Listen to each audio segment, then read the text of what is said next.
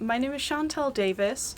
Today I received 3 A stars and an A in my A-level results. I have a place at Mansfield College, Oxford to study English language and literature, and I studied English literature, French, history, and did an extended project qualification at NPTC Group of Colleges. I'd like to thank all of the staff at NPTC Group of Colleges who supported me during my 2 years studying A-levels, especially my French teacher, my English teachers and history teachers and all the staff at Student Services who gave me lots of advice during my UCAS applications and for exams and coursework.